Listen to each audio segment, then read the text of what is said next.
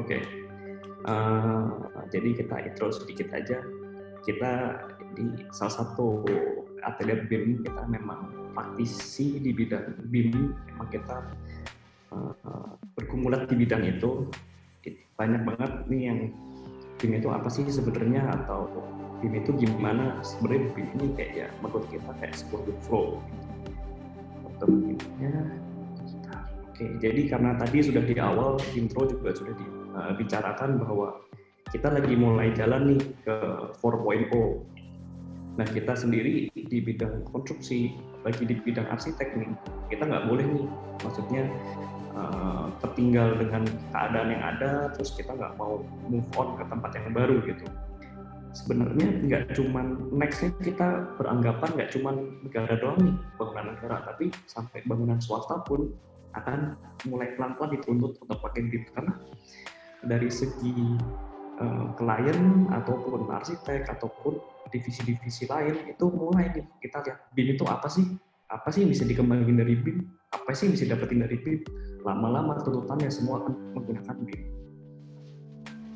Dengan adanya BIM ini, balik lagi, BIM bukan software tapi BIM adalah sebuah workflow. Harusnya kita diikat semua oleh satu BIM. Jadi kita, semua divisi, arsitek, sampai klien pun itu bisa ambil bagian di dalam BIM itu. Jadi istilahnya BIM itu merangkum semua sektor, semua aspek dalam sebuah konstruksi bangunan. Nah, ini juga case study yang lain gitu ya. Bagaimana tadi kalau Edward udah bilang ketika di awal itu, ketika kita menggunakan BIM bakal ada perubahan workflow ya di awal gitu ya. Jadi mungkin ini salah satu contoh gitu ya, ketika kita ada project kolaborasi untuk factory design gitu ya, di mana sang arsitek punya ide untuk menghemat efisiensi untuk aliran udara di dalam factory gitu ya.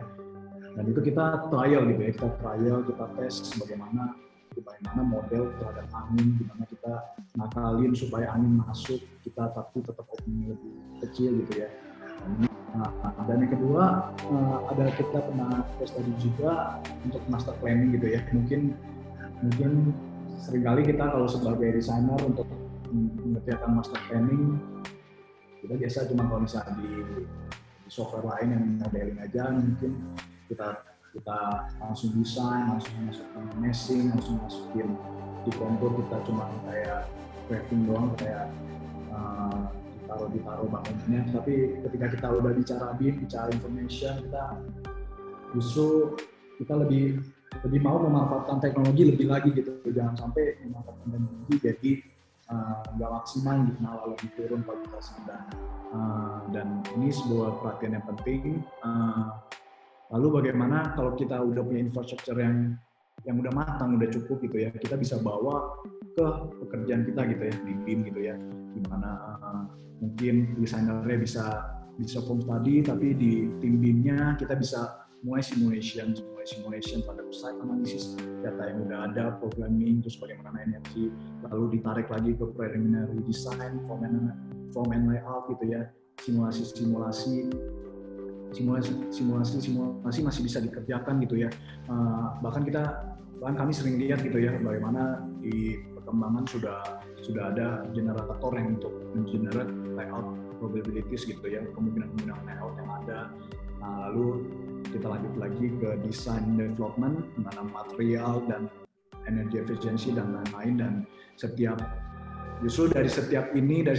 dari skema ini, setiap decision, logika, dan parametrik yang kita keluarkan justru menurut kami menjadi bekal untuk kita machine learning, untuk generative design, AI, dan algoritma mungkin yang akan dijelaskan lebih lagi sama Adrian gitu ya.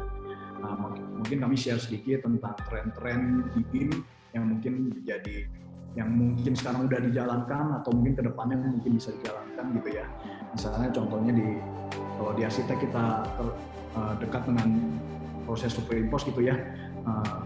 Kalau di BIM kita mulai dengan automation gitu ya, dimana kita bisa detect error dengan komputer gitu, dengan software gitu ya, masalah pipa ketemu balok ketemu plafon, dan itu otomatis gitu ya.